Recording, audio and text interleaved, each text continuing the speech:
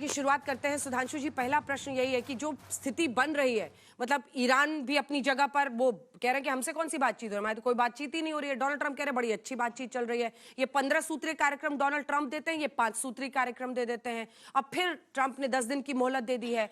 क्या इन दो धुरियों के अकड़ के बीच में पूरी दुनिया को खामियाजा नहीं भुगतना पड़ रहा है और भारत सरकार कैसे तैयार है? देखिए, निश्चित रूप से इस समय पूरे विश्व के सामने पश्चिमी एशिया का युद्ध एक बड़ा संकट बनकर खड़ा है और स्थिति निरंतर चिंताजनक होती जा रही है। और सबसे बड़ी चिंता ऊर्जा आवश्यकताओं को लेकर है और पेट्रोलियम प्रोडक्ट्स को लेकर है और इसका पूरे विश्व पर प्रभाव है। पेट्रोलियम प्रोडक्ट्स की कीमत एशिया और साउथ ईस्ट एशिया के देशों में 30 से 50% तक बढ़ी है। अमेरिका में 30% के आसपास, नॉर्दर्न अमेरिका, सदर्न अमेरिका में बढ़ी है। यूरोप में 20% बढ़ी है और अफ्रीकी देशों में 50% तक कीमत बढ़ी है। इसके बावजूद भारत में प्रधानमंत्री श्री नरेंद्र मोदी जी के नेतृत्व में इस परिस्थिति में पूरी सतर्कता, सजगता और संवेदनशीलता के साथ चलते हुए भारत सरकार ने निर्णय लिया है कि पेट्रोल के ऊपर 10 रुपए पर लीटर एक्साइज ड्यूटी को घटाया है, डीजल पे एक्साइज ड्यूटी को समाप्त किया है और एक्सपोर्ट पर, यानी पेट्रोलियम प्रोडक्ट का एक्सपोर्ट होगा तो उसके ऊपर एक्स्ट्रा टैक्स लगाया है।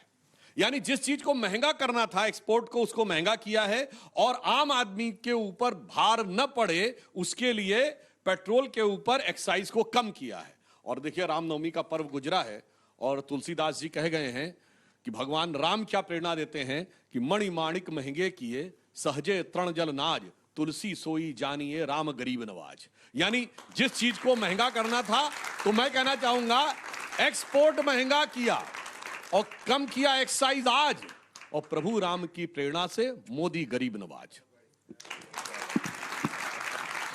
अब सांसद जी, आप मोर्चा संभालिए इस तरफ से। एक राज्यसभा के सांसद, एक लोकसभा के सांसद। आज अच्छी बात है कि कम से कम एक सार्थक बहस यहां पर हो। देखिए, अकड़ इन दोनों धुरियों की है। ईरान की अपनी है, अमेरिका इजराइल की अपनी है, पूरा विश्व रहा है। आप इसको कैसे देख रहे हैं? कांग्रेस पार्टी कैसे? निश्चित रूप से सुधांशु जी, जिन बातों का आपने कहा है, जो आपने आज जो रिड्यूस किया है, ऑयल मार्केटिंग कंपनी को आपने फायदा पहुंचाया है और जो आपने रेट बढ़ाया है, अगल बगल देशों का आपने जो उदाहरण दिया है, पड़ोस खाए तो हमारा पेट नहीं भरेगा, उससे मेरा कोई लेना देना नहीं है।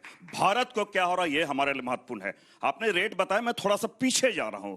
106.9 ये जो डॉलर प्रति बैरल था, उस समय हमारा रेट जानते क्या था भारत में? मनमोहन सिंह जी के टाइम में पेट्रोल का 71 रुपया था, डीजल का 56 था। और अब वॉर के टाइम में जो क्रूड ऑयल जब $70 प्रति बैरल था, आपका रेट क्या था? 94 था। अब किसकी बात कर रहे हैं? स्थिति ये हो गई है, निश्चित रूप से युद्ध किसी भी समस्या का समाधान नहीं, युद्ध अपने आप में एक मसला है, ये मैं मानता हूं। लेकिन पैसिव स्मोकर की तरह हमारा भी इस पे एक दुष्परिणाम हमके झेलने का पड़ रहा है, क्योंकि 90% हम वहां से हम आयात कर रहे हैं। ये अलग बात है, हम आत्मनिर्भर भारत की बात कर रहे हैं, हम तो आयात निर्भर भारत बन गए हैं।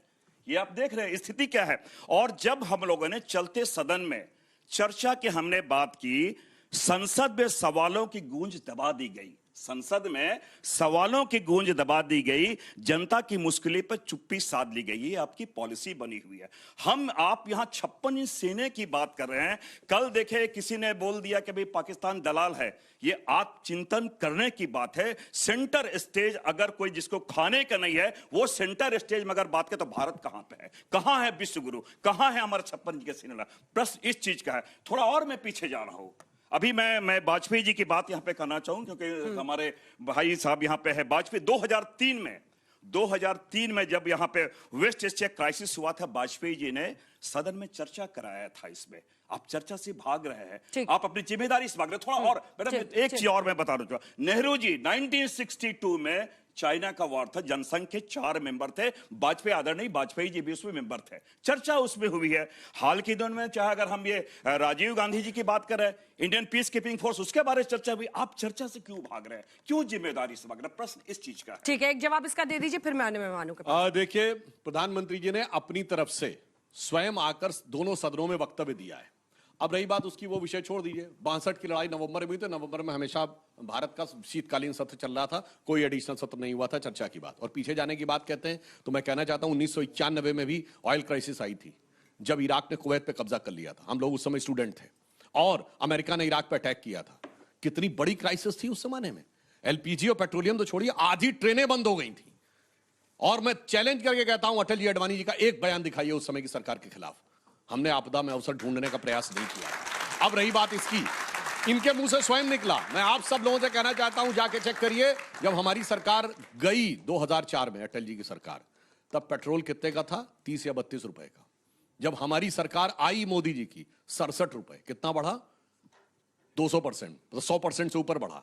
आज कितना है? 94-95 रुपए, यानी 60%। इस बुरे दौर में स्थिति यह है। आज गैस का सिलेंडर कितना है? 914 या 15 रुपए का। जाके चेक करिए, जनवरी 2014 में गैस का सिलेंडर 1241 रुपए का। और उस जमाने में इन्होंने ऑयल बॉन्ड्स खरीदे, और कितने के? 1,40,000 करोड़ के, और विद इंटरेस्ट। और देखिए एक इंपॉर्टेंट बात थी, 2020 से 26 के बीच में वो सारे पेमेंट करने थे 3 लाख करोड़ से ऊपर के, और इन्होंने सारा पेमेंट आगे डाल दिया।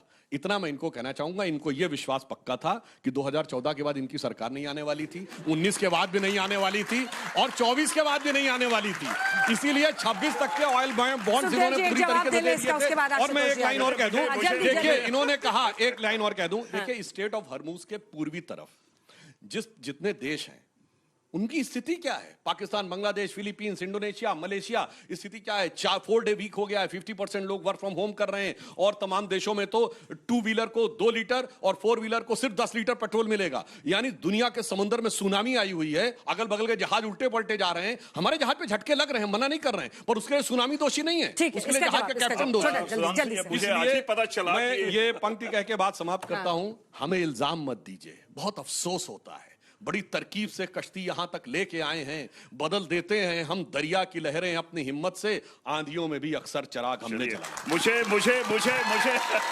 मुझे आज ही पता चला कि केवल आप एमपी नहीं है, आप तो ज्योतिष भी हैं और भविष्य के बारे में बोल रहे हैं, लेकिन आप इतिहास पे बोलते हैं। मैं वर्तमान पे बात करना चाहता हूं, और वर्तमान में स्थिति क्या है आपके। मैं थोड़ा 1-2 चीज बता रहा हूं आपको। भंडारण कैपेसिटी क्या, स्टोरेज कैपेसिटी क्या है हमारे पर डे जो है, पर डे अगर मैं ऑयल की बात करो, 90 करोड़ लीटर पर डे की खपत है। 3,000 मेरे करीब तकरीबन 4,000 करोड़ रुपए पर डे खर्च हमारा हो रहा है उस पे। ऑयल पे हमारा, गैस पे क्या है, एलपीजी पे क्या है, आपका 2 ही जगह है, आपका 2 ही जगह स्टोरेज कैपेसिटी है। वो भी कितना है? 1,60,000 उस पे टन का है, मीट्रिक टन का है, और हम 80 लाख टन का प्रतिदिन का खपत है। स्टोरेज कैपेसिटी 2 दिन और उसका 9 दिन का है, और आप कह रहे चिंता करने की बातें नहीं है। मोदी जी ने, मैं समझता हूं इतने ये लोग कैलकुलेटेड वे में चलते हैं। अभी हम स्टेट से बात करें, ये अलग बात है। आप भाजपा शासित राज्यों के आप प्रधानमंत्री हैं कि पूरे देश के प्रधानमंत्री हैं? क्योंकि दो राज्यों की मैं जरूर बात करना चाहूं। झारखंड के साथ जैसा आप सौतेला व्यवहार किए हैं, अभी ये जो आपदा आई है ना, यहाँ हिमाचल प्रदेश में घूम के आया, उनके भी आपने क्या दिया है? अभी जब संकट आया तो पूरे राज्य याद पड़ रहा है। तो ये तो पहले समझना होगा। मैं इसलिए इस बात को कहीं समझना होगा कि आप राज्यों से बात करें तो ये ना जिम्मेवारी अभी से राज्यों पे थोप रहे। हमने राज्यों को आगाह किया, आप आगाह करके पैनिक तो अभी आप बना रहे हैं, लेकिन जो उपाय ढूंढने थे वो उपाय आज भी आप नहीं ढूंढ रहे हैं। आशुतोष जी, आपके पास अब आते हैं। अगर भारत के नजरिए से देखें, क्योंकि अब मैं चाहती हूं कि भारत के अंदर दोनों राजनीतिक पार्टियों ने भाई चर्चा कर ली स्थिति पर, युद्ध को कौन खींच रहा है आपकी नजर में? अगर इसका विश्लेषण करें, युद्ध जो की स्थिति बनी हुई है, ट्रंप और नेतन्याहू इसको खींच रहे हैं या ईरान खींच रहा है? कभी वो 15 सूत्रीय कार्यक्रम लेकर आते, कहते हैं वो बातचीत अच्छी चल रही है, युद्ध खत्म हो रहा है, फिर कुछ और हो जाता है। सुधांशु जी काबिल प्रवक्ता है, लेकिन इतिहास का एक तथ्य वो गलत बोल गए। स्पेशल सेशन बुलाया गया था 1962 में, 14 नवंबर को उस पर बाकायदा प्रस्ताव पारित हुआ था। आपने कहा था कि उस वक्त संसद सेशन चल रहा था। आजकल के चैट जीपीटी के ज़माने में 2 मिनट के अंदर जानकारी मिल जाती है, तो हो सकता है आपके मुंह से निकल गया। सवाल क्या है? सवाल इस बात को लेकर यह कि दरअसल आज की तारीख में ईरान चाहता है कि युद्ध कंटिन्यू करे, ट्रंप चाहते हैं कि युद्ध फौरन बंद हो। क्यों? क्योंकि ईरान समझ गया है कि ट्रंप अगर इसी तरीके से युद्ध में फंसे रहेंगे तो उनकी राजनीतिक मृत्यु भी हो सकती है, उनका राजनीतिक करियर खत्म भी हो सकता है। और एक जानकारी मैं आपको दे दूं, क्यों यह बात मैं कह रहा हूं, क्योंकि आज की तारीख में अमेरिका के अंदर 4 में से सिर्फ 1 आदमी युद्ध के पक्ष में हो, 26%, सिर्फ 1। उनकी approval rating second world war के बाद लोवेस्ट है, 37%, वर्स देन जो बाइडन। और सबसे महत्वपूर्ण बात यह है कि अभी परसों चुनाव हुआ है पाम बीच डिस्ट्रिक्ट में, जो दरअसल जहां पे ट्रंप का अपना घर है मार लागो, वहां पर रिपब्लिकन चुनाव हार गए हैं और डेमोक्रेट चुनाव जीत गए हैं। और पिछले एक साल में Republican state and battle ground state में 29 चुनाव हुए हैं और 29 के 29 चुनाव ट्रंप और रिपब्लिकन पार्टी हारी है। और अगर यही स्थिति बनी रही तो मिड टर्म इलेक्शन भी सेनेट और कांग्रेस का ट्रंप हारेंगे।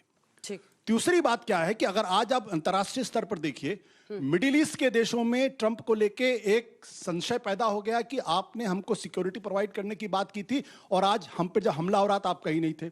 नाटो कंट्रीज बुरी तरीके से इस वक्त ट्रंप को लेके नाराज है कि तुम्हारी आपकी वजह से पूरा क्राइसिस हो रही है। तो जो ईरानियन पॉलिटिक्स है, ईरानियन रणनीति है, वो सर्वाइव एंड एग्जॉस्ट की है कि हम तो मर रहे हैं, हम सर्वाइवल की लड़ाई लड़ रहे हैं, लेकिन इस लड़ाई को इतना आगे बढ़ा दो कि अमेरिकन के लिए वहां से निकलना मुश्किल हो जाए और एग्जॉस्ट होकर अंत में वो। संगीत रागी जी माइक उठाइए और आप बताइए कि क्या आप उनकी बात से सहमत है? क्या वाकई ईरान इस युद्ध को खींच रहा है? डोनाल्ड ट्रंप शांति चाहते हैं? देखिए, ईरान पर 14,000 से ज्यादा बॉम्बिंग हुई है, जिसमें 10,000 तो बॉम्बिंग जो है अमेरिका ने किया है और 4,000 के आसपास बॉम्बिंग जो है वो इजराइल ने किया है, ईरान के बेसेस और बाकी जगह। इसमें ईरान कितना बर्बाद हुआ होगा इतना बताने की जरूरत नहीं है। वेस्टर्न बाकी जगह पर क्या हो रहा है वो खबरें आती है, लेकिन ईरान में कोई जाकर के टीवी चैनल भी नहीं जाकर रहा है वहां पर। वार कवरेज वहां से लगभग जीरो है वहां से। इसलिए वो कितनी स्थिति को ऐसी स्थिति में, बुरी स्थिति में है, यह अभी हम दुनिया को नहीं पता लग रहा है। इसमें कोई दो राय नहीं है कि दुनिया की अर्थव्यवस्था पर इसका बहुत निगेटिव पड़ रहा है। इन्फ्लेशन 4% ग्लोबल तौर पर यह प्रेडिक्ट किया जा रहा है, बढ़ रहा है। ग्लोबल जो ग्रोथ है उसको लिए भी कहा जाता है 2.9% की कमी होने जा रही। क्या ये वॉर ईरान लंबा खींच सकता है? मेरा उत्तर है नहीं। ईरान जिसे कह सकते हैं, क्या इस वॉर को सिर्फ नेतन्याहू और अमेरिका बढ़ाना चाहते हैं? बिल्कुल नहीं। यूएई का आप स्टेटमेंट पढ़िए कल का। यूएई के स्टेटमेंट ने कहा है कि जब शुरुआत ही किए हो तो इसको पूरी तरीके से पीटो। जैसे कहा जाता है ना, सांप को मारना है तो उसका पूरे आंख नाक पूरा तोड़ ताड़ करके ही निकलो, उसको जिंदा बचे रहने मत दो। ये किसकी इच्छा है? ये सऊदी अरब की इच्छा है। ये एक बहरीन को छोड़ दें, सिया मुल्क को छोड़ दें, तो यही कतर चाहता है, यही सऊदी अरब चाहता है, यही यूएई चाहता है। तो ये मत आप चाहिए कि सिर्फ नेतन्याहू बिल्कुल चाहते हैं, क्योंकि ईरान का ही ये मैसेज था रिवोल्यूशनरी। पहले जब राजा पहलवी का शासन था, ईरान के साथ बहुत अच्छे संबंध थे इजराइल के, कोई ये सब टेररिस्ट ऑर्गेनाइजेशन नहीं था। किसकी देन है? इस्लामिक रेवोल्यूशन के बाद ये सब आया है। और उसका नारा क्या है? Death to Israel, death to America. कौन कह रहा है कि हम एक ज्यूज नेशन का अस्तित्व ही नहीं रहने देंगे? यानी कि तुम एक धर्म का पालन विशेष करते हो, इसलिए तुमको इस धरती पर रहने का ही अधिकार नहीं है। ठीक है। इसके खिलाफ कौन लड़ने के लिए तैयार नहीं? यदि मेरे भारत के लिए कोई कहता तो भारत की पूरी आबादी खड़ी रहती अपने अस्तित्व को बचाने के लिए। इजराइल वही कर रहा है, अमेरिका उसके साथ खड़ा है, और मुझे नहीं लगता है कि ये बहुत लंबी लड़ाई लेकर के ईरान जो है वो लड़ पाएगा आज के दिन में। मैं संगीत रागी को एक छोटी सी जानकारी दे देता हूं। जेरूसलम पोस्ट की खबर है, उनके जो चीफ ऑफ स्टाफ है आईडीएफ यानी इजरायली डिफेंस फोर्सेस, उनके नेता उनका है लेफ्टिनेंट जनरल अयार जमीर।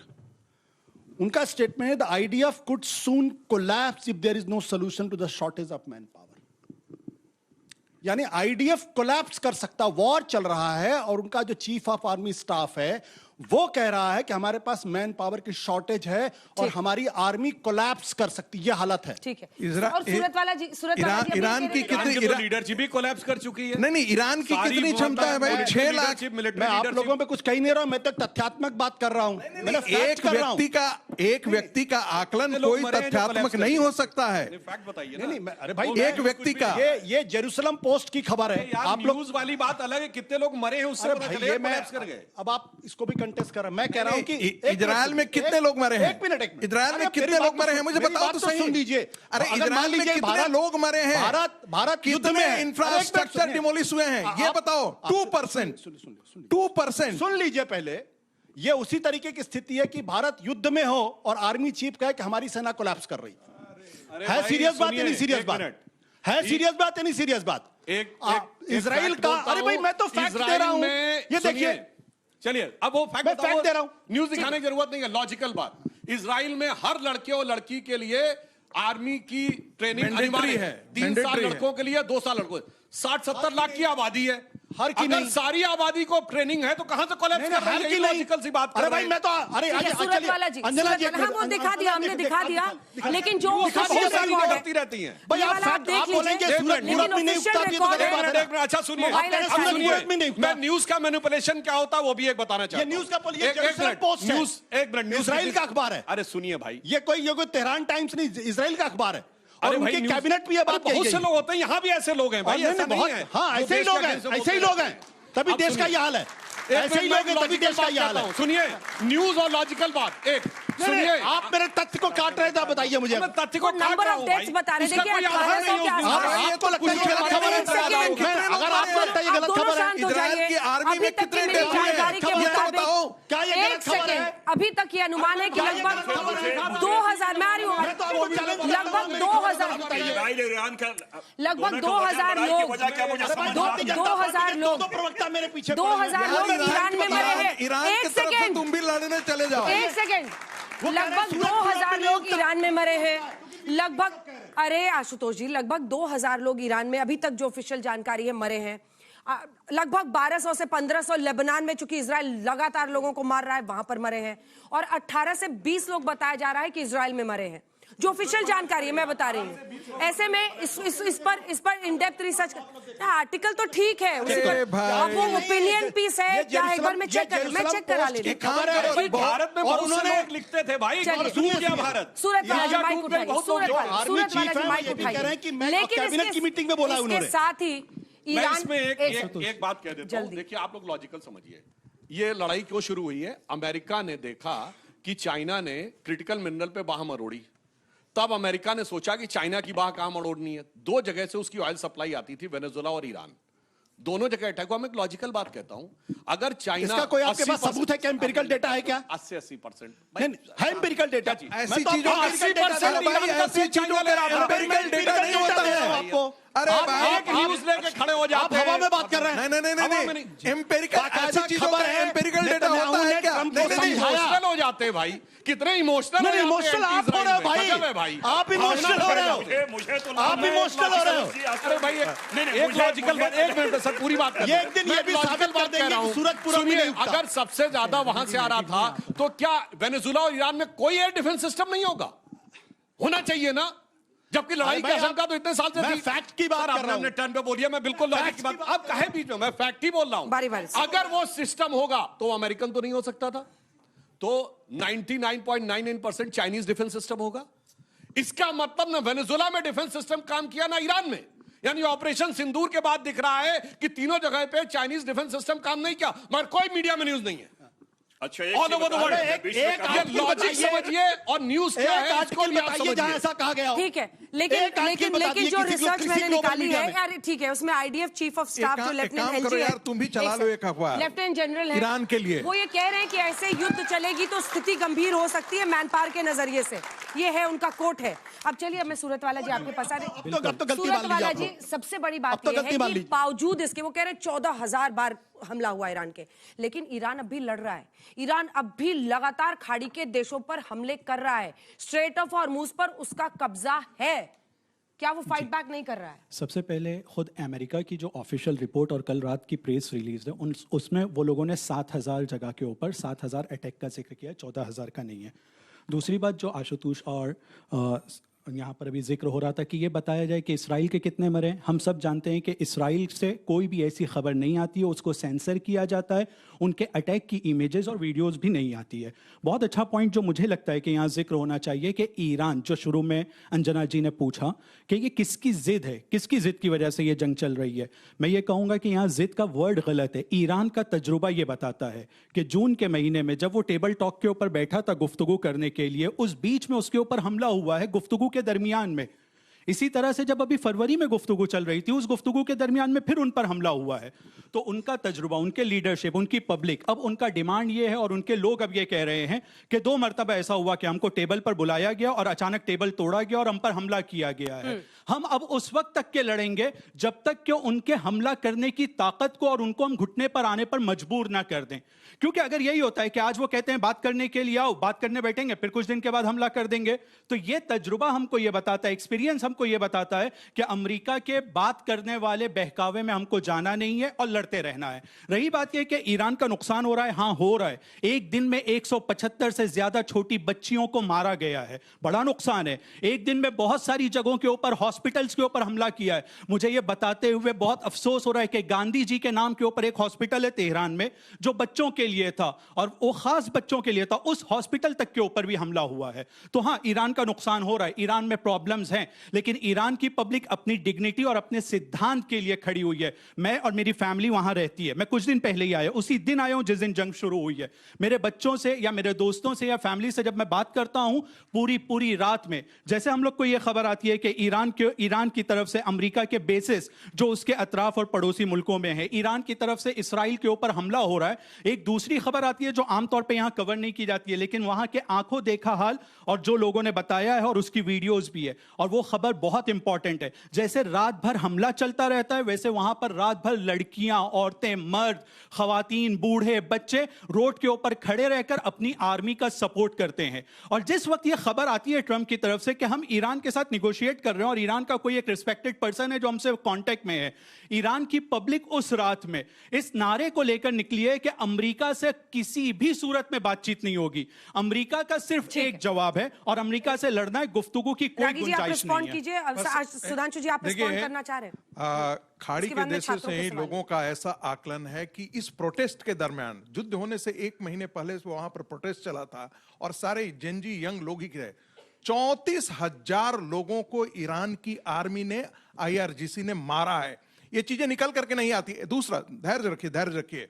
दूसरा, IRGC के आप ये क्या समझ रहे हैं, ये इस्लामिस्ट फोर्स वो था जो सिर्फ अपने रिजिम को बचाने के लिए था, और उस पूरे रिजिम, उसकी लॉयलिटी ईरान से ज्यादा वहां की सत्ता जो इस्लामिक रिजिम थी उसके प्रति थी। आज उसके लोग जो हैं वो सड़कों पर बंदूक और स्टेन गन लेकर के बैठे हुए हैं, कोई प्रोटेस्ट करने के लिए बाहर नहीं आता है। आप खाड़ी के लोगों के आप बात कीजिए, वो क्या बता देंगे? जानकारी मिली आपको? मैंने कहा कहां से जानकारी मिली? ये खाड़ी न्यूज नहीं है। मैं वो लोग ईरान में फेक रहता न्यूज़ हूं, की मैं बात तो सच है ईरान ना। में रहता हूं, महासा मैं मिनी फेक न्यूज़ थी। ईरान फेक में- न्यूज़ 34 से डेटा मिल गया आपको? मैं मैंने दो कहा बातें, तो मैं दो ये बातें। वहीं की नहीं, मीडिया में सूरत वाला छपी जी, हुई एक है, सेकंड, वहीं की महासा मीडिया में, मिनी, एक खाड़ी सेकंड, के एक ही सेकंड। मीडिया में निकल करके आई है। के साथ जो हुआ वो सच था या नहीं था? लड़कियां मारी गई थी, तो बिल्कुल। जो तो आप तो अंजना जी के न्यूज को ही गलत बता रहे महसा हैं। अमीनी या लास्ट प्रोटेस्ट, और इन्होंने आप इनके न्यूज को ठीक है, अब लोगों के बीच में जाते हैं, छात्रों के हजार लोगों को मारा गया है, इसी रिजिम ने मारा है। लास्ट सबने प्रोटेस्ट। वीडियो देखा। देखिए, ईरान में जो जज्बा है वो मानना पड़ेगा लड़ने का। आपने वो वीडियो भी देखा होगा कि मिसाइल्स के पास बैठ के ईरान के सैनिक नमाज भी पढ़ रहे हैं और रिलीजियस सेरेमनी भी कर रहे हैं, और वो कह रहे हैं इससे हम लड़ेंगे। ठीक है, मगर जब रफाल के ऊपर रक्षा मंत्री जी ने स्वास्तिक बनाया था तो ये लोग चौंक के बोले थे कि ये एक अंधविश्वास है, मगर किसी के मुंह से नहीं निकल रहा अंधविश्वास है। अब वहां करे जज्बा, देखो उसका जज्बा। और एक बार तो मानना पड़ूंगा, देखिए इस्लामिक देशों में गजब का जज्बा होता लड़ने का। मतलब कुछ भी हो जाए वो लड़ते रहते हैं। इराक बर्बाद हो गया, लड़ते रहेंगे। सीरिया लड़ते रहेंगे, यमन लड़ते रहेंगे, लीबिया लड़ते रहेंगे, अफगानिस्तान लड़ते रहेंगे। भाई साहब, ये तो मैं मानना पड़ेगा। तुम धड़म धड़ैया रे, सबसे बड़े लड़ैया रे। कुछ भी हो जाएगा, लड़ते रहेंगे। जवाब दीजिए इसका, वो जवाब दे दें जिसका आप जवाब दीजिए। मतलब ये वो कौन सी लड़ाई जो आपको बर्बादी की तरफ ले जाए? आप खुद ही कह रहे हैं कि बड़ा बुरा हाल है। जाहिरी तौर पे जब भी कोई लड़ाई होती है, जंग का किसी को सपोर्ट नहीं, और जंग का समाधान और रोकना जरूरी है। हाँ। लेकिन हमें यह देखना चाहिए कि हमारी लड़ाई किसके मुकाबले में हो रही है। मुमकिन है कि वो लड़ाई हमें 90 साल के बाद फायदेमंद हो। मसलन 1857 में हम लोगों के यहाँ एक आजादी की तहरीक शुरू होती है, हम कामयाब होते हैं 1947 में। बहुत सारी कुर्बानियां हमको देनी पड़ी है, बहुत सारे लोगों को हमको अपने हाथ से देना पड़ा है, बड़ी बड़ी हस्तियों की कुर्बानी हुई है। लेकिन इंपॉर्टेंट, मैं आपके बीच में नहीं बोल रहा था, एक मिनट।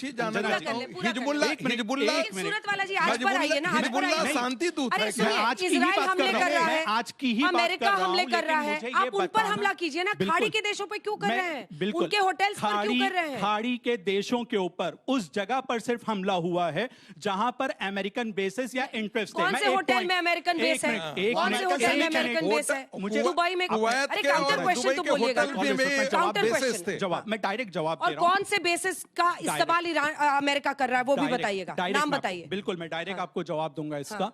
ईरान ने अब तक के जितने भी हमले किया है, आप सब ने ये देखा होगा कि जब अमेरिका का पहला हमला होता है तो मीनाब नाम की स्कूल के ऊपर हमला हुआ जिसमें बच्चियों की शहादत होती है और उनको मारा जाता है। लेकिन ईरान के कोई भी एक सिविलियन का, जहां पर ये खाड़ी देशों में भी कहा जाता है, क्या किसी ने कोई वीडियो इस तरह का देखा सिविलियन का? नहीं है कोई वीडियो। ईरान ने अब तक के जितनी जगहों पर हमला किया है वो सब के सब अमेरिकन बेस हैं। और साथ साथ में जब अमेरिकन बेस के अंदर, कल की न्यूयॉर्क पोस्ट की रिपोर्ट है कि 13 बेसेस जो ईरान ने पूरी तरह से बर्बाद कर दिए, यूएई, बहरीन, कतर और एक कंट्री है कतर के अलावा, वहां पर जब उन्होंने कुवैत में जब उन्होंने बर्बाद किए तो 40,000 से ज्यादा जो उनके वहां पे अफसर और फौजी थे, वो फौजी अलग अलग होटल्स या सिविलियन एरिया में जाकर तो आप रहने होटल लगे। पे हमला कर देंगे? तो उस जगह पर हमला किया गया। पहले ये अलर्ट दिया गया है कि अगर वहां पर लोग हैं तो उस होटल में लोगों को इनको आने ना दिया जाए। कौन सा अलर्ट? देखिए, वहां पे एक बात ईरान की इनकी तरफ से सही है। अलर्ट, एडवाइजरी और अलर्ट दोनों क्या ईरान बात का कर रहे हैं? मौजूद है। देखिए, आपको एक बताऊं, बात मैं अपने इनकी मन से सही मत है, आग कीजिए। बता सकता सिविलियन हूं। टारगेट्स ऐसा पे तो ईरान भी दावा नहीं कर रहा है देखिए, कि उसने ऐसा सिविलियन अलर्ट जारी टारगेट्स किया पे है। हमले जी, मैं नहीं आपको होने चाहिए,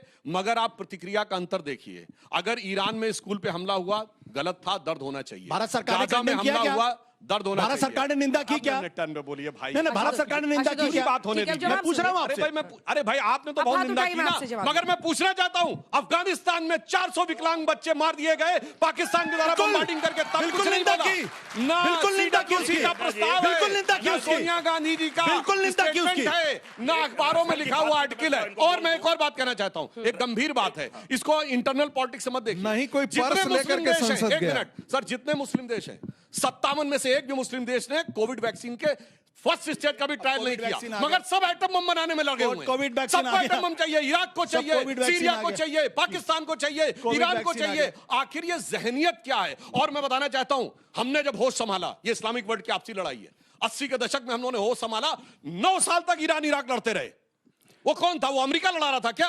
और 1981 में इराक का न्यूक्लियर रिएक्टर इजराइल ने तबाह कर दिया था बगैर अमेरिका को बताए। 2007 में सीरिया का रिएक्टर इजराइल ने तबाह कर दिया था। आज आप कल्पना करिए, इराक या सीरिया के पास एटम बम होता, बिल्कुल वो ISIS के पास एटम बम होता, तो तेल के नहीं जान के लाले पड़े होते। इस समय। चिल्लाने से थोड़ा थोड़ा समझना चाहिए। इस समय सांसद जी क्या सुनिए ना, निश्चित रूप से- सांसद जी जो सवाल है उस पर आते हैं कि आवाज सवाल ये है कि आवाज जय ऊंची फिलिस्तीन हो। का बैग तो प्रियंका जी उठा लेती मैं हैं, थोड़ा- जय यूक्रेन का बैग भी उठा ले, जय अफगानिस्तान का भी बैग मैं उठा आ ले, रहा यहाँ हूं, भी तो मैं बच्चे मर रहे हैं। दो फिलिस्तीनी बात क्यों सूट करता दो बात है? मैं करूं, सर्वाइवल ऑफ द फिटेस्ट, जो दोनों अपने कंट्री की बात की, और जितनी ऊंची आवाज तर्कस में उतने कम मान, तर्क के मान कम होते हैं। रही बात आपने राफेल की बात की, जिस चिन्ह की आपने बात की है, ये भारत सबका है और पूरा देश 140 करोड़ जनता उसके साथ है। राफेल का हमने क्यों विरोध किया था, आपको मैं थोड़ा बता दूं कि F-35 नहीं, स्वास्तिक नहीं, चिन्ह का मैं विरोध बता किया रहा था कि हूं, अंधविश्वास सुनिए, F-35 जो सबसे एडवांस जो F-35 जो है, उसके दाम 900 करोड़ है। राफेल का अपना एक 1600 करोड़ है।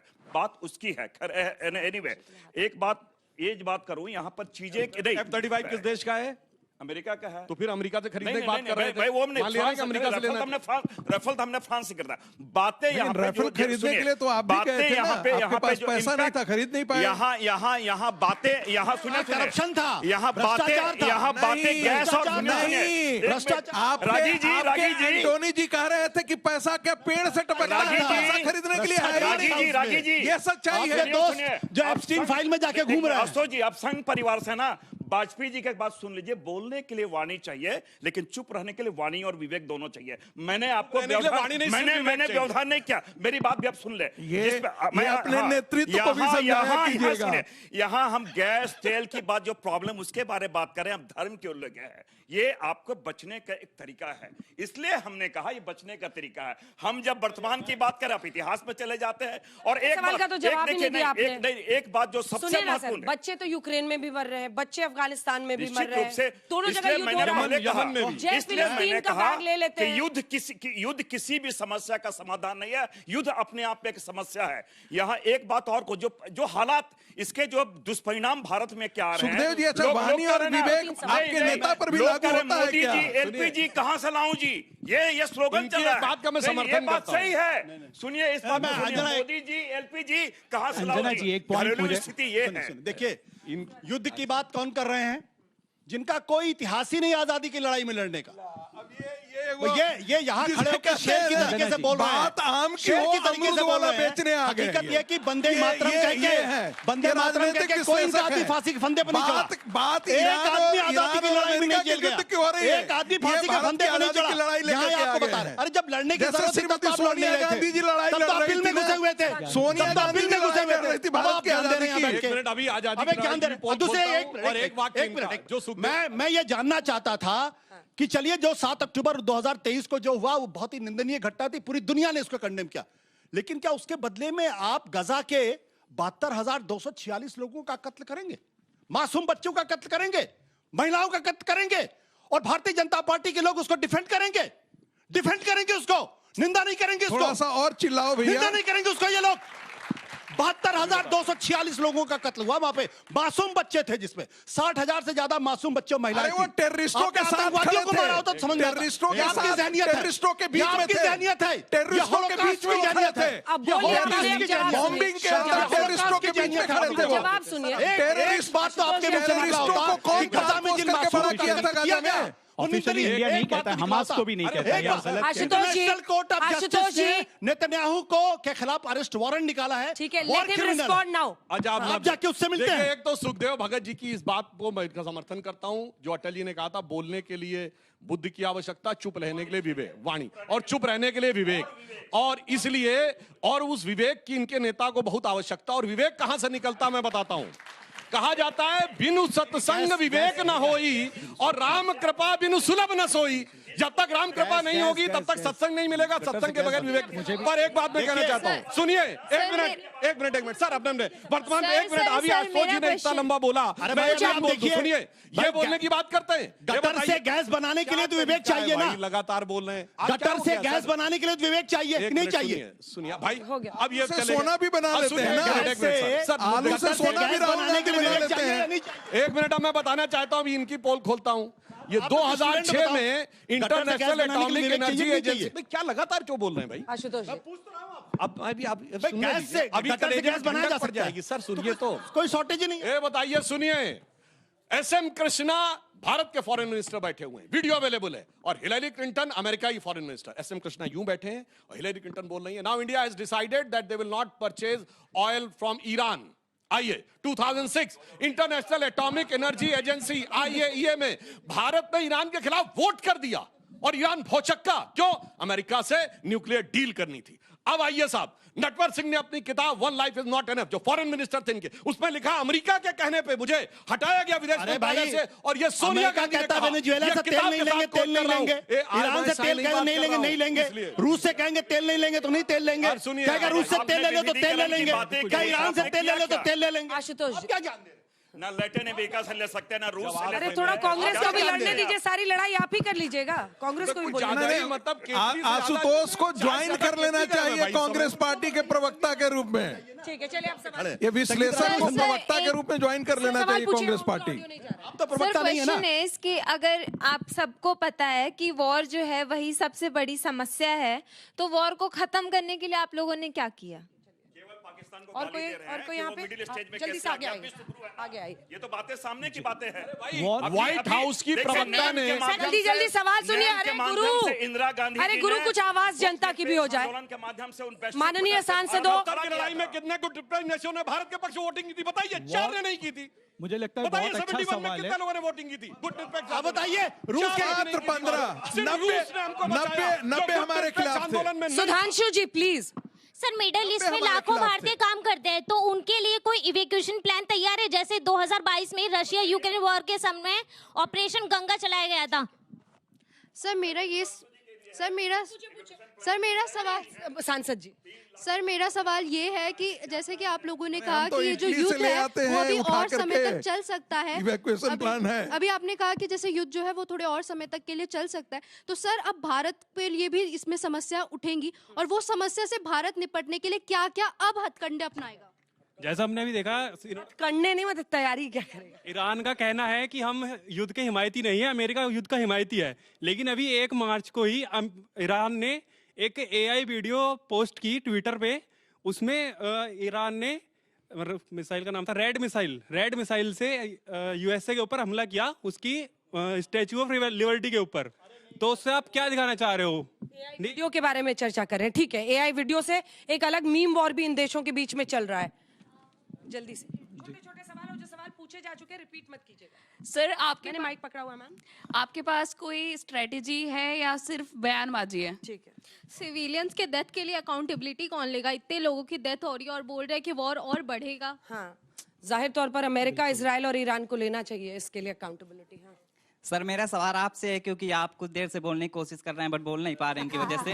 तो जैसा कि ईरान अभी न्यूक्लियर पावर नहीं है, उसको बनने नहीं दिया जा रहा है, तो उसने मिडिल ईस्ट की पूरी फील्डिंग सेट करके रखी है। अगर उसको बनने दिया जाएगा तो फिर क्या होगा, आप नहीं, बताइए। ये कि ईरान को नहीं बनने सेट की नहीं है। दिया जा रहा है, नहीं बॉल मार रहा है। ईरान के सुप्रीम लीडर ये कह चुके हैं। रुक जाइए, लपके ना सवाल। सर जो युद्ध चल रहा है जिसकी कीमत हमारी भारत की आम जनता भी चुका रही है, ये सिर्फ अपनी सुरक्षा के लिए चल रहा है या फिर शक्ति प्रदर्शन दिखाने के लिए कर? ठीक है, चलिए अब सवालों के जवाब लेते हैं। आप लोग शुरू कीजिए, आपसे ही शुरू कर लेते हैं। सबसे पहले मैं न्यूक्लियर वाले के ऊपर जवाब देना चाहूं। जो कंट्री भी 60% इनरिचमेंट कर सकती हो न्यूक्लियर का, उसके लिए 90% तक के पहुंचना कोई बहुत बड़ा टास्क नहीं है। ईरान के सुप्रीम लीडर का फतवा है, और एक बार से ज्यादा वो बता चुके हैं और कह चुके हैं कि अगर हम बनना चाहते तो दुनिया की कोई ताकत हमको रोक नहीं सकती थी, लेकिन हमारे सिद्धांत हमको इस बात की इजाजत नहीं देते हैं कि हमें न्यूक्लियर बम की जरूरत है। ईरान के पास ये 60% की भी जो टेक्नोलॉजी है उस जमाने में आई है कि जब दुनिया ने चारों तरफ से इसको सैंक्शन में घेर कर रखा था। तो इस हिसाब से ईरान बनना नहीं चाहता है, और उसने ये लाइन अपने लिए डिफाइन कर रखा है कि नहीं बनना। इसीलिए मैं सुधांशु जी को भी कहूंगा कि ईरान वो कंट्री नहीं है कि जिसने कभी न्यूक्लियर के लिए बम बनाने की कोशिश भी किया हो। ये गलत इंफॉर्मेशन थी। सुधांशु जी जवाब दीजिए। 60% किस लिए प्यूरिफाई किया था? ये बहुत सारे लोग जानते हैं कि मेडिकल में यूज होता है, इलेक्ट्रिक में यूज होता है, दूसरे बहुत सारे कामों में। समझ में आ रहा है ना? सबको समझ में आ रहा है ना कि मेडिकल में यूज होता है, इलेक्ट्रिसिटी में यूज होता है। सारे दुनिया के देश यही कहते हैं। और मैं ये भी बताना चाहता हूं, एक बच्ची ने बहुत अच्छा सवाल पूछा था कि हम कर क्या रहे हैं। एक सीरियस बात, प्रधानमंत्री जी ने एक तो इवैक्यूएशन की बात बताई, तो उन्होंने कहा 1 करोड़ लोग मिडिल ईस्ट के देशों में रह रहे हैं। भारत ने 3,75,000 लोगों को वापस बुलाया, और जो वहां रहना चाहते हैं उनकी सुरक्षा सुनिश्चित करने के लिए वहां के राष्ट्राध्यक्षों से 2 राउंड वार्ता कर चुके हैं। ईरान से भी हम 300 लोगों को निकाल चुके हैं। अब बाकी जो 1,000 लोग थे, 700 लोग वहां रहना चाहते हैं, तो वो रह रहे हैं। उसके लिए ईरान की सरकार से भी बात चली। दूसरा, 41 देशों से हमने ऊर्जा के आयात के लिए व्यवस्था की है। हमने अपना LPG का जो प्रोडक्शन है वो 40% यानी मैक्सिमम कैपेसिटी में बढ़ा दिया है। और भारत की कूटनीतिक दक्षता समझिए, रशिया से आने वाले 7 टैंकर जो टुवर्ड्स चाइना जा रहे थे वो डाइवर्ट होकर भारत की तरफ आए। रशिया से हमने बातचीत करके यह व्यवस्था की है। अर्थात इस समय सरकार को जो करना चाहिए, सरकार पूरी तरीके से। ईरान ने कहा भी है कि भारत का भी चाइना, रशिया, पाकिस्तान सबकी तरह वो जहाज आने देगा। एक बार छोटे-छोटे कमेंट ले रहे हैं आशुतोष, जल्दी देखिए, टाइम खत्म हो रहा है, जल्दी। एक चीज है कि जो सरकार की प्रिपेयर्डनेस की बात की, मैं खाली एक डेटा दे देता हूं जो ministry of commerce and industry का पिछले शनिवार को आया है। क्रूड ऑयल का प्रोडक्शन पिछले 6 महीने से लगातार श्रिंक किया है, लगातार घटा है। नेचुरल गैस का प्रोडक्शन पिछले 20 महीने में लगातार घटा है। रिफाइनरी प्रोडक्ट्स का जो है वो 11 महीने में से 6 महीने प्रोडक्शन घटा है। और फर्टिलाइजर का प्रोडक्शन पिछले सालों में लगातार घटा है। ये सरकार की तैयारी है। प्रधानमंत्री जी की आपने बात की है, उन्होंने घोषणाएं की, आश्वासन दिया, लेकिन रोड मैप नहीं है। आपने वेकेशन के बाद क्या कोई टाइमलाइन आपने दिया है क्या? वो भी नहीं दिया। जल्दी से 2 लाइन से। इसलिए अच्छा, दूसरी बात सुनिए। देखिए पूरी दुनिया कहां कराह रही है, और इसके बाद ऐसी क्राइसिस में आप हमेशा तुलनात्मक दृष्टि से देखते हैं कि बाकी के देश किस दुर्दशा स्थिति में गुजर रहे हैं। चलिए इसी के साथ तालियों के साथ आप सभी का बहुत बहुत धन्यवाद हमारे साथ हल्ला बोल में शामिल रहने के लिए।